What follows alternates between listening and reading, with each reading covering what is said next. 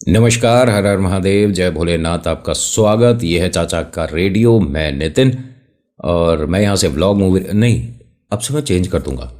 हाँ, स्टार्टिंग में ये जो मैं आपसे बात करता हूँ ना, मतलब आते के साथ ही थोड़े बहुत जो इंट्रो काइंड ऑफ थिंग है मेरी, ये चेंज करूँगा। इसमें नाम नहीं चेंज करूँगा, मतलब तरीका।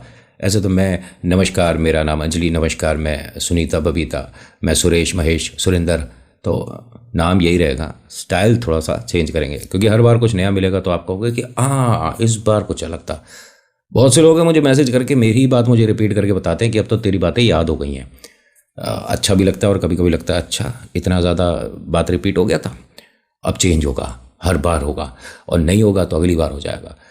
ये जो सुरेंद्र, दयाराम और भूपेंद्र है, इनसे मिलवा देता हूँ। कौन है? आप पहली बार आए हो, मैं नितिन हूँ, कहानियाँ सुनाता हूँ, बस इतना मान लीजिए। अपने दो छोटे छोटे चैनल है, एक चाचा का रेडियो जिस पे आप ये कहानी देख रहे हो, और एक है चाचा के फैक्ट्स जिस पर मतलब कहानियाँ ही आती हैं। उस पर भी वो अलग चीज़ है, ये अलग चीज़ है। देखोगे दोनों में तो डिफरेंस आपको पता चलेगा।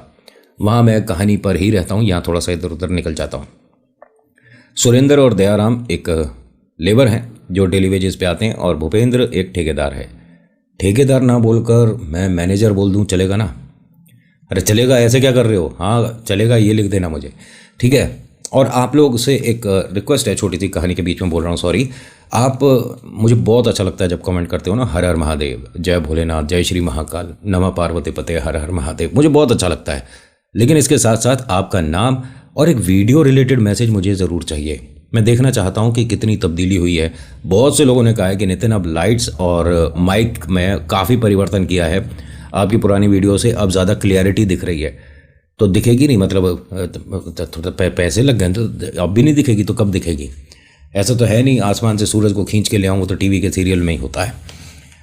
तो आप कुछ बताना ज़रूर है।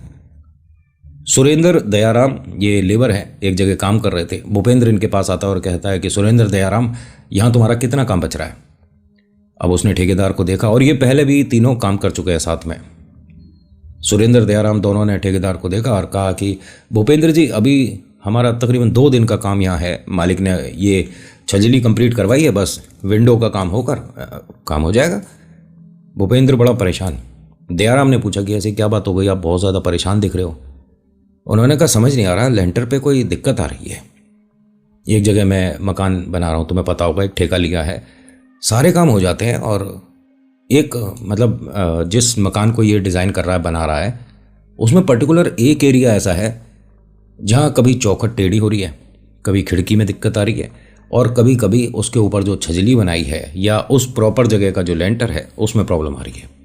अगर ये काम नहीं होता है ना, तो मालिक पैसे तो खैर देगा ही नहीं, साथ ही साथ सारा डिज़ाइन बेकार हो रहा है, और जब तक ये कंप्लीट नहीं होगा हम फर्स्ट फ्लोर पे नहीं जा सकते।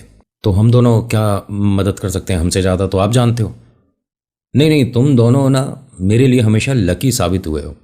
भूपेंद्र ने यहाँ वो बात खुलकर नहीं बोली, वरना ये दोनों जाते भी नहीं। ऐसा ठेकेदार आपने कभी सुना है कि तुम दोनों मेरे लिए लकी हो, मेरे साथ काम करो? अगर लकी हैं तो पहले ही शुरुआत में काम पर क्यों नहीं लगाया अपने साथ? सुरेंद्र और दया ने कहा कि हम आपके लिए शुभ हैं। ये सुनकर तो बहुत अच्छा लगा, लेकिन अभी मालिक यहाँ से आ नहीं सकते, हम जिसका काम कर रहे हैं पहले इसका कंप्लीट करेंगे, उसके बाद ही। भूपेंद्र ने कहा ठीक है, वैसे यहाँ पर कितने पैसे मिल रहे हैं? उसने बताया 100, 200, 500 दिन का जो भी है। इसने कहा मैं 2000 दूंगा और पहले पैसे दूंगा, लेकिन तुम दोनों मेरे साथ काम करो। सुरेंद्र ने कहा कि आप 2000 की जगह 20,000 दो तो भी इनका काम नहीं छोड़ेंगे। इनके इसमें क्या गलती है जिनका हम काम कर रहे हैं? हमारे भरोसे ही है ना ये भी। तो भूपेंद्र भाई आप देख लीजिए, किसी और से करा लीजिए। दयाराम ने कहा अरे पागल है, कैसी बातें कर रहा है? घर आई लक्ष्मी को ठुकरा रहा है यार तू, है? उसने कहा यार मतलब तू ऐसा कैसे कर सकता है? यहाँ से तुझे जाना है जा, मैं नहीं जाऊँगा। दयाराम ने अपना हाथ वगैरह साफ करे, भूपेंद्र जी की बाइक में पीछे जाकर बैठ गया कि चलो मैं चल रहा हूँ, ये सुरेंद्र ना चल रहा तो ना चले। भूपेंद्र ने कहा कि नहीं, चलना तो दोनों को ही पड़ेगा क्योंकि तुम दोनों को ही मैं लेने आया हूँ। सुरेंद्र ने मालिक को जाकर बुला दिया कि दयाराम ऐसे ऐसे काम छोड़ रहा है, बीच में देख लो। मालिक आया, उसने कहा कि देखो ये तो बात गलत है, आप नहीं करना था तो शुरुआत में ही बता देते। अब दूसरा आदमी काम करेगा, क्या पता उसका काम तुम्हें समझ आए, तुम्हारा काम उसे समझ आए, दिक्कत होती है। ऐसे रोज़ रोज़ लेबर नहीं बदली जाती। 2 दिन का काम बचा है, दयाराम ख़त्म करके जाओ। भूपेंद्र ने कहा कि चलो ठीक है, जिसकी जैसी इच्छा हो वो कर लो। अब भूपेंद्र की ये बात ना सुरेंद्र को थोड़ी अटक गई कि ऐसा कुछ तो गड़बड़ है जहाँ पे ये काम कर रहा है। इसने रात में अपने कुछ जानने वालों को मिलने की सोची, यहाँ से जब काम ख़त्म करके जा रहे थे। सुरेंद्र और दयाराम दोनों रात में थोड़ा थोड़ा लिटिल प्रोग्राम कर लेते थे, समझ रहे हो ना। इस बात को बहुत जल्दी समझ जाते हो तुम। गाड़ी तेरा भाई चलाएगा है। अब ये देखिए पूरे दिन की इन्होंने मेहनत करी है, अब इन्होंने थोड़ी थोड़ी लगा रखी थी। सुरेंद्र और दयाराम पहुंचते हैं एक नए आदमी के पास जो कि भूपेंद्र के यहाँ काम कर रहा था पहले।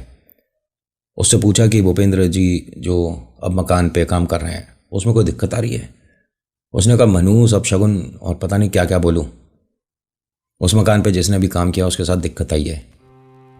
ये मेरा हाथ देख रहा है तो उसके हाथ पे फ्रैक्चर था। सुरेंद्र ने कहा कि मकान पे काम करने की वजह से? कह रहा उस मकान की छत नहीं बन पा रही है और लेंटर में 4 बार दिक्कत आई है। कोई धक्का देता है वहां पर और जो धक्का दे रहा है वो दिखता नहीं है। हर कोई अब डर कर उस मकान पे जाना नहीं चाहता। ये तो बिल्कुल ही बात किसी और दिशा में चली गई। सुरेंद्र ने कहा कि देख थोड़ी बहुत हमने भी लगा रखी है, थोड़ी तूने भी लगा रखी है, तो होश में बात करेंगे सुबह। दयाराम ने कहा 1 मिनट, हमने इतनी भी नहीं पी है, समझ रहा है, कि हमें इसकी बात सुनाई ना दे या समझ नहीं आए।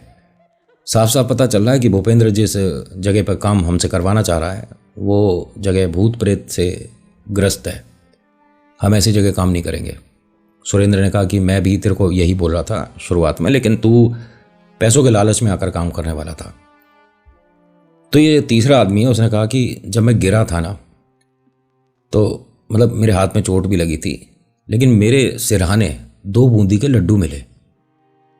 अब ये कहाँ से आए कैसे आए मुझे नहीं पता। एक पीपल का सा पत्ता था, उसके ऊपर 2 बूंदी के लड्डू रखे थे जहाँ मैं गिरा। उसके बाद मैं बेहोश हुआ और मैंने 100% बोल रहा हूँ कि देखा है। दयाराम ने कहा कि इसका मतलब लेंटर पे कोई क्रिया पड़ रहा है। कोई बात नहीं, हम उस जगह जा ही नहीं रहे तो हमें ज़्यादा सोचने की ज़रूरत नहीं है। सुरेंद्र चुप खड़ा था। दयाराम ने साफ मना कर दिया कि हम नहीं जा रहे। सुबह सुबह सुरेंद्र और दयाराम दोनों अपनी जगह काम पर पहुंचे। मालिक के यहाँ काम कर रहे थे। चाय नाश्ते का समय था, मतलब ऐसा नहीं कि जाते के साथ ही चाय शुरू हो गई। जाने के बाद थोड़ी देर बाद मतलब चाय नाश्ता मालिक ने भिजवाया, ये दोनों पी रहे थे। भूपेंद्र फिर आ गया। क्या सोचा तुमने, मतलब आज का काम खत्म करके कल आओगे? दयाराम ने रात क्या बोला था कि हम इस जगह काम नहीं करेंगे। एकदम दयाराम बोलता है कि यहाँ 6 बजे काम खत्म हो जाएगा, आप कहोगे तो 8 बजे रात को ही आ जाएंगे। आपका कितने दिन का काम है? सुरेंद्र ने दयाराम को देखा और कहा कि क्या बोल रहा है, हमने ये डिसाइड किया था ना कि नहीं जा रहे। भूपेंद्र ने कहा ये मैं समझा नहीं, क्यों, क्या दोनों को दिक्कत है मेरे साथ काम करने में? दयाराम ने कहा कि देखिए ऐसा है, आप सीधी सीधी तरीके से अगर बता दो कि वहाँ पर क्या चल रहा है और क्यों हमें लेने आए हो तो हम दोनों आपकी मदद कर सकते हैं। और देखिए 2 लोगों के पीछे ये इतना क्यों पड़ रहा है? 2 लोगों से बंगले थोड़ी ना बनते हैं, कितनी सारी लेबर लगती है, लेकिन कितनी सारी में कम से कम 2 की शुरुआत तो हो। भूपेंद्र का काम रुका पड़ा है, एक आदमी नहीं आ रहा इसके यहाँ काम करने। इन दोनों को एक तरह का ये दिखाएगा, मतलब क्या क्या बोलेंगे, लोगों को दिखाएगा कि हाँ देखो ये दोनों भी तो काम कर रहे हैं तो तुम भी आ जाओ। ये इसलिए इन दोनों को लेकर जाना चाहता है। जिस को पता चल रही है हर कोई मना कर रहा है। ना कोई महिला यहाँ पर काम पर आ रही, ना कोई जेंट्स काम पर आ रहा।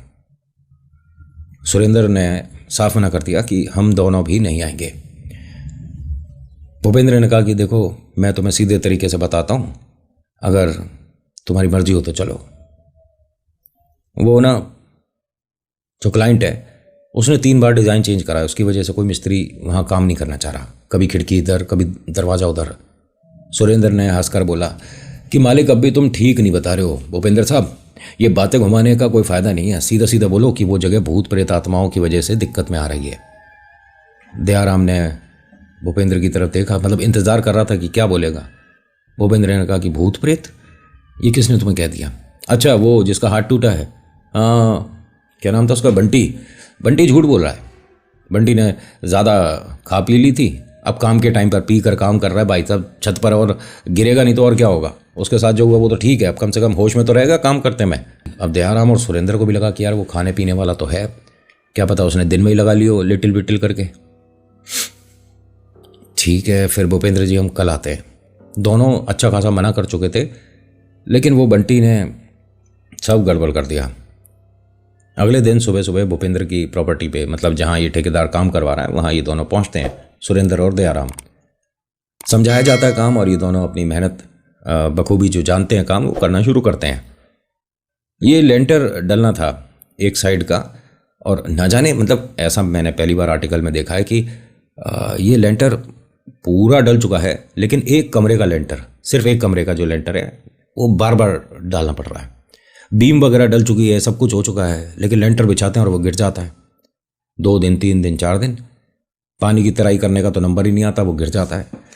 और भाई जब मकान पूरा कंप्लीट होगा तभी तो मालिक भी पैसे देगा, और इसके ऊपर जो बनना है वो तभी तो बनेगा जब इसकी छत पक्की हो जाएगी। कहानी समझ आ रही है? मकान बनाने नहीं सिखा रहा मैं, ठीक। भूपेंद्र ने इन दोनों को काम समझाया। सुरेंद्र दयाराम काम कर रहे थे। शाम के तकरीबन 5-6 बज गए। अब यहाँ से जाने का समय था। तो सुरेंद्र और दयाराम अपने कपड़े वगैरह चेंज करके हाथ वाथ धो रहे थे। देखते क्या है कि एक औरत इस लेंटर के कॉर्नर पे आके बैठ गई। देखिए मैं थोड़ा समझाता हूँ जिस तरह से यहाँ बताया गया है। एक कमरा है, ठीक है, ये कमरे की 4 दीवारी खड़ी हो गई है, ठीक है। अब लेंटर जो डल रहा है, अभी उसकी बीम पड़ी हुई थी, ठीक है। एक बीम मतलब सीमेंट रोड़ी बदरपुर का दीवार के ऊपर एक आएगा, जिसके ऊपर लेंटर आएगा, तो वजन समझ गए। उसके कॉर्नर पे ऊपर की तरफ बैठी है और वो अंदर देख रही है, मतलब छत पर जो बीच में एक बड़ा सा होल है ना, कल लेंटर डलना है, वो कॉर्नर में बैठी इन्हें देख रही है। सुरेंद्र दयाराम दोनों ने देख लिया। दयाराम ने एकदम चेहरा नीचे करा, हाथ जोड़े और चलने लगा। सुरेंद्र ने कहा कि एक मिनट तूने देखा था? दयाराम ने कहा कि बाहर आके बात करेंगे, निकल यहाँ से। इनके अलावा इस पूरे 500-800 गज का जितना भी था, इस प्रॉपर्टी में कोई दूसरा काम नहीं कर रहा है। मतलब यकीन मानिए 800 गज की प्रॉपर्टी बहुत बड़ी होती है, उसमें सिर्फ 2 मिस्त्री, जितने लोगों ने बना दिया अभी तक का बन गया, उसके बाद ये बन नहीं रहा था। ये जब बाहर आए तो वही औरत, उसके पीछे बहुत बड़ा एक थैला, वो होता है ना सुबह सुबह आपने देखा होगा कूड़ा वगैरह इकट्ठा करने वाले, इस तरह का उसने एक बड़ा सा थैला ले रखा और वो इनके सामने से जा रही है इन्हें देखती हुई। सुरेंद्र ने 1 मिनट, आप अभी यहाँ हमने ऊपर देखा था? इसने कहा नहीं साहब, मैं नहीं थी। सुरेंद्र ने कहा सच्ची सच्ची बता, वरना मैं यहाँ पे अभी पुलिस को बुला दूंगा। ये किसी की प्रॉपर्टी है, किसी का काम चल रहा है, यहाँ पर सामान पड़ा है, तू क्या सामान उठाने आई थी? उसने कहा कि मैं ऐसा कुछ भी नहीं करने आई थी, और मैं आपके इस मकान जो कि कच्चा पक्का सा बन रहा है इसमें आई भी नहीं हूँ। दयाराम ने कहा कि हमारी गलती भी हो सकती है, वहाँ अंधेरा बहुत है, तो हो सकता है ये ना हो कोई और हो। उसने कहा चलो ठीक है। अब होता क्या है कि ये दोनों यहाँ से अपना घर के लिए निकले। बीच में वही लिटिल विटिल प्रोग्राम करा, घर वालों को आकर बताया। सुरेंद्र की वाइफ ने बोला, और ये उस वक्त नहीं जिस वक्त ये सुरेंद्र सब कुछ बता रहा था घर में, मतलब बात दोनों ने बताई थी घर पे, सुरेंद्र ने भी और दयाराम ने भी। लेकिन सुरेंद्र ये कहता है कि मेरी वाइफ नींद में तकरीबन रात के 2-2:30 बजे कहती है कि 1.25 किलो लड्डू चढ़ा, और मैंने उसे जगाया, अपनी वाइफ को। सुरेंद्र ने अपनी वाइफ को जगाया कि क्या बोल रही हो? वो उठती है, कहती है कि हाँ कुछ चाहिए था, मैं पानी वगैरह लाऊं? सुरेंद्र ने कहा कि नहीं नहीं, मैं तुमसे पूछ रहा हूं, तुम्हें कुछ चाहिए क्या? पानी मैं लाऊं? नींद में बोल रही थी तुमने, आज से पहले तो कभी नहीं बोली। इनकी वाइफ ने साफ इग्नोर कर दिया कि मैंने कुछ नहीं बोला, और ना मुझे नींद में बोलने की ना चलने की आदत है, कुछ भी बोलोगे तो मैं मान लूंगी। सुरेंद्र ने सुबह जब नाश्ता वगैरह इसका बन रहा था, अपने माता पिता से बोला कि रात में ये नींद में बोली है कि 1.25 किलो लड्डू चढ़ा। अब हमने कोई चीज़ बोली कबूली हुई नहीं, बोली समझते हो ना कि आपने कोई चीज़ बोल रखी है ईश्वर से और आपकी वो मन्नत पूरी हो गई, बट आप वो उनको फेवर करना भूल गए। घर वालों ने भी कहा, तो सुरेंद्र ने अपनी वाइफ से पूछा कि तुमने कुछ बोल रखा है किसी ईश्वर को, कहीं किसी धाम पे जाने को? उसने कहा नहीं, हमें वैष्णो देवी जाना है और ये तो हम सभी को पता है। सुरेंद्र ने कहा कि तुम्हारी आवाज़ उस वक्त भारी थी जब तुमने कहा 1.25 किलो लड्डू चढ़ा। माँ ने कहा कि एक काम कर बेटा, जहाँ तू काम कर रहा है 1.25 किलो लड्डू चढ़ा दे। मैं लेकिन ऐसे कैसे लड्डू ले जाऊं, और वहाँ कोई खाने वाला है नहीं, मैं और दयाराम है, जो भूपेंद्र है ठेकेदार, वो काम देने के बाद, पैसे देने के बाद 3 दिन तक अभी मिलेगा ही नहीं, वो कहीं बाहर गया है। अरे और भी तो लोग काम करते होंगे। सुरेंद्र ने कहा कि नहीं, हम दोनों के अलावा कोई काम नहीं करता। इनकी वाइफ रसोई में खाना बना रही हैं, अपना काम कर रही हैं, लेकिन रसोई से एक आवाज़ आई जो इनकी वाइफ की नहीं थी। तू लड्डू चढ़ा, खाने वाले अपने आप आएंगे। इनकी मम्मा पापा बाहर वाले कमरे में बैठे थे। वाइफ हाथ में चाय और प्लेट लेकर आई। आप बैठो ना, खा लो। अब सुरेंद्र को ये बात तो पक्का पता है कि रसोई से किसी ने बोला है कि तू लड्डू चढ़ा, खाने वाले अपने आप आएंगे। लेकिन इस वक्त जो आवाज़ आई थी वो इनकी वाइफ की नहीं थी। रसोई में और कोई है नहीं। मम्मी पापा ने कहा कि एक काम कर बिटिया, इसे खाना परोसने के बाद हमारे साथ जरा मंदिर तक चल। क्या हुआ मम्मी? यहाँ एक ऐसा मंदिर है, देवी माँ का मंदिर, जहाँ पर ये लोग गए थे। उतारा होता है और धागा बनता है। यहाँ जो धागा बनाया जाता है, कहते हैं कि जो पंडित जी बना रहे हैं उन पे डायरेक्ट भैरव बाबा का हाथ है। और जब भैरव बाबा का आशीर्वाद है और कोई धागा इस तरह का आदमी बना दे, मतलब इस तरह का पंडित बना दे, तो भाई साहब वो कमाल का धागा बनेगा सच में। तो सुरेंद्र ने कहा कि अगर आप इसके लिए धागा बनवाने जा रहे हो तो मेरे लिए और दयाराम के लिए भी बनवा देना। माँ ने कहा फिर एक काम कर, खाना खा और आधा घंटा रुक। ये जो मंदिर है इनके घर के जस्ट पीछे था, 10 मिनट 5 मिनट का रास्ता नहीं। अब सुरेंद्र इंतजार कर रहा था। दयाराम इसके घर पर आ गया। वो साइकिल से आया। क्या हो गया, चलना नहीं है? मैं सोच रहा कि तू मेरे घर आएगा कि अंदर आ जा। दयाराम अंदर आया। अरे घर में कोई भी नहीं है, अम्मा बाबूजी भाभी सब कहाँ गए? बच्चे स्कूल गए होंगे। हाँ बच्चे स्कूल गए हैं, और तेरे मेरे लिए मैंने धागा कही है वो बनवा रहे। अच्छा, पीछे माँ के मंदिर पे? हाँ ठीक है। कुछ हुआ क्या घर में? यार तू देख, हंसियो मत, और सच में ऐसा हुआ है। तेरी भाभी नींद में बोली है। तेरे साथ भी हुआ है क्या घर में कुछ?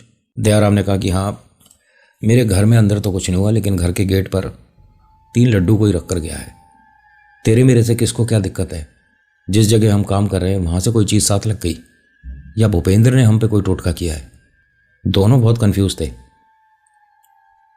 तभी यहाँ पर इनके घर से जो लोग गए थे, इनकी वाइफ, इनकी मम्मा पापा सब आते हैं। उन्होंने कुछ ज़्यादा से धागे बनवा रखे थे। यहाँ इन्होंने दोनों को, सुरेंद्र को, दयाराम को, दोनों को धागा बांधा। और ये जो भैरव बाबा का, बालाजी का जब भी धागा बनता है, देखिए जितना मुझे पता है उतना बता रहा हूँ, इसको आप जब भी पहनते हैं गीला पहनना, समझ रहे हो? या तो गंगा जल में, चलो गंगा जल नहीं है, नॉर्मल वाटर जो है, आप उसे अपने सीधे हाथ पे रखिएगा, उसमें पानी रखिए, धागे को उसमें रखिएगा और 11 बार गायत्री मंत्र बोलिएगा। ये अगर आपको थोड़ा सा, भाई हम छोटे हैं अभी, नितिन भैया हमारे को गायत्री मंत्र याद नहीं होता, जय माँ भवानी बोल लेना, ठीक है? और नमः पार्वती पते हर हर महादेव बोल सकते हो। ये कुछ ऐसे शब्द हैं जो कि मिलने के बाद एक अलग ही ऑरा क्रिएट कर देते हैं। जब आप गायत्री मंत्र 11 बार बोलते हैं, और मन में बोलिएगा, बराबर वाले को भी सुनाई नहीं देना चाहिए, ठीक है? ये एक गायत्री मंत्र को बोलने का तरीका होता है। बहुत से लोग लाउड स्पीकर पे चला देते हैं, मुझे नहीं समझ आता। अब सबकी अपनी सोच है, इसके अंदर कोई किसी को क्रॉस क्वेश्चन नहीं कर सकता। It's up to you, whatever you want to do. जो भी आपके मन में है आप वो करो। दयाराम और सुरेंद्र के हाथ में धागा बांधा गया जिस तरह से बांधा जाता है, और 5 धागे दिए। कहा कि घर के चारों कोने में जहाँ जहाँ काम चल रहा है वहाँ, और जहाँ सबसे बड़ी प्रॉब्लम है 5वां धागा वहाँ। अब या तो बांध दो, या छोड़ दो, या दबा दो, या जैसे मर्जी करो। और यहाँ से 1.25 किलो मिठाई लेकर जाना। ये लेकर जब पहुँचे तो भूपेंद्र, जिसकी छुट्टी थी, वो आया हुआ। कहता मेरे को घर पे इस काम को रोकने के लिए एक तरह की चेतावनी मिली है। सपने में मैंने अपने आप को मरा हुआ देखा है, इसी मकान के अंदर मैं दब के मर गया। ये तुम दोनों क्या लेकर आए हो? मैं इस काम का ठेका बंद कर रहा हूँ। सुरेंद्र और दयाराम ने कहा कि हमने भी कुछ ऐसी चीज़ें महसूस करी हैं, हम इस घर के लिए कुछ लेकर आए हैं। और धागा इन दोनों के हाथ पे देखा तो भूपेंद्र ने कहा कि मेरे लिए भी कुछ ऐसा धागा बनवा सकते हो? हाँ हम बनवा लाएंगे, लेकिन हम सिर्फ 5 धागे लाए हैं, 4 इस मकान के कोनों के और एक उस जगह का जहाँ पर ये लेंटर में दिक्कत आ रही है। ये लड्डू जब यहाँ से जाएंगे तब चढ़ाने हैं। इन्होंने, आप यकीन करोगे, मतलब भूपेंद्र इनकी मदद कर रहा था, और सच में सुरेंद्र ने और दयाराम ने दीवार में इस धागे को चिनवाया है। सोच रहे हो? ये जो जिसकी प्रॉपर्टी है ना, उसे भी बुलाया, पहले उसे बता दिया, क्योंकि देखिए उसे भी कॉन्फिडेंस में लेना ज़रूरी है। उसकी प्रॉपर्टी है, वो कहे कि तू क्या टोटके कर रहा है भाई, वो तो मदद ही कर रहे हैं ना सुरेंद्र और दयाराम दोनों। उसने हाँ करा कि भाई अगर माँ भवानी का आशीर्वाद है तो मैं मना कैसे कर सकता हूँ, आप करिए। इन्होंने जब करा और वो 5वां धागा उस वाले कमरे के पास जिसका लेंटर नहीं डल रहा था, भूपेंद्र ने कहा कि वो लड्डू वगैरह कहाँ रखने हैं। सुरेंद्र ने दयाराम को बोला कि यहाँ सीढ़ी लगा दे और सीढ़ी लगाने के बाद मैं ऊपर लड्डू रख के आऊँगा। सुरेंद्र ने लड्डू रखे हैं और छत क्योंकि बहुत बड़ी बन चुकी थी, सिर्फ एक तरफ का पोर्शन रह गया था। वहाँ बहुत सारे बुजुर्ग आदमी औरत खड़े यहाँ पर दिखने लग गए। इसने लड्डू रखे हैं और ये उनकी तरफ ऐसे कमर घुमा लिया और बोला अपने दोस्त को, दयाराम को, कि सीढ़ी दूसरी तरफ लगा दे। क्योंकि देखिए, आप कितनी भी कोशिश कर लो, जब आपके सामने कोई ऐसी चीज़ आ रही है जो समझ के बाहर है, दयाराम सीढ़ी इधर लगा दे। उसने कहा कि लेकिन तू इस सीढ़ी से अभी ऊपर चढ़ा था ना, तो अब यहीं से उतर जा। अरे मैं चेहरा नहीं घुमा सकता, तू सीढ़ी उधर कर दे। उसने सीढ़ी उधर करी, घूम के गया, मुंह नीचे करके सीढ़ियों पे से उतर के, चलो यहाँ से। भूपेंद्र ने कहा कि लेकिन वो लड्डू कहीं मंदिर में या बाहर किसी को नहीं, बस रुको मत, चल दो। अब ये 2 कदम ही चले हैं, तभी बहुत से ऐसे आवाज़ आ रही थी जैसे बहुत सारे जानवर आ गए या क्या हो गया एकदम से, या इंसानों की बहुत सारी भीड़ आ गई और वो फटाफट से खाने पर टूट पड़े, कुछ ऐसा था। भूपेंद्र वो जो खाली सी जगह पड़ी थी उसके नीचे जाकर ऐसे देखने लगा कि क्या है, मतलब आवाज़ तो आ रही है, कुछ तो है। तो इसके मुंह पर एकदम ऐसे देखा तो वो बूंदी का जो लड्डू था उसका कुछ पार्ट गिरा। कौन है? दयाराम ने सुरेंद्र से कहा कि ये गलत कर रहे हैं। सुरेंद्र ने कहा कि भूपेंद्र भाई आप चलो यहाँ से। नहीं, 1 मिनट, ये मकान हम बना रहे हैं ना, तो हमें पता होना चाहिए कौन आ रहा है, कौन है ऊपर। उसने सिर्फ माथा और आंखें देखी। भूपेंद्र यहाँ बेहोश होकर गिर गया। भूपेंद्र ने जब होश में आया तो बताया कि जितना बड़ा इंसान का मुंह होता है ना, सिर्फ इतना बड़ा माथा था और बहुत बड़ी बड़ी आंखें, एक औरत है और उसके सिर पर कोई बाल नहीं थे। बहुत वो अजीब सी दिख रही थी। लेकिन उसके बाद इन तीनों को ऐसा कुछ नहीं दिखा। इन तीनों को छोड़िए, वो मकान बने के 12-13 साल हो गए, अब किसी को कुछ नहीं महसूस हुआ। जो आदमी शिफ्ट हुआ है वो पूरे परिवार के साथ रहता है, उसे कुछ नहीं पता, मतलब कभी महसूस उसे नहीं हुआ। तो आज के आर्टिकल में इतना ही। आपको कैसा लगा आप मुझे बताओगे। So thank you so much for watching. मेरा नाम नितिन, मुलाकात करूंगा एक नेक्स्ट वीडियो में। हर हर महादेव, जय भोलेनाथ, धन्यवाद। आपको ना एक बहुत ज़रूरी बात बतानी है। वो इतनी ज़रूरी बात है कि आपको पता होनी चाहिए। क्या आप इस वीडियो के नीचे कमेंट कर सकते हो? तुम्हें पता तो था नहीं, तभी तो नहीं किया।